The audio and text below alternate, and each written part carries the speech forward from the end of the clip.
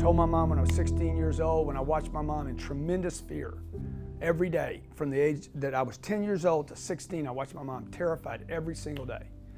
And there was nothing I could do about it. And I had made a personal decision, a commitment within myself, said, one day I'm going to be in a position to help my mom out. My mom sent me to the first 12 years of school. That was not my idea. First grade, second grade, third grade, fourth grade, eighth grade, ninth grade, 12th grade, none of that was my idea. I would not have gone, okay?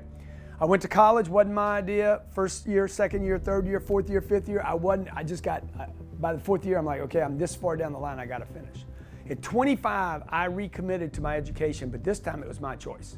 I'm gonna share with you something more valuable than becoming a millionaire. I'm gonna show you how to have enough money to do what you want, when you want, how you want, with who you want. By the way, that's the most important part, is that you don't have to do business or do stuff you don't wanna do every day. I don't mind doing stuff. I don't mind taking the garbage out. I will not spend my time with garbage. Big difference, okay? I don't mind doing hard stuff. I don't want to work with people that are shitty.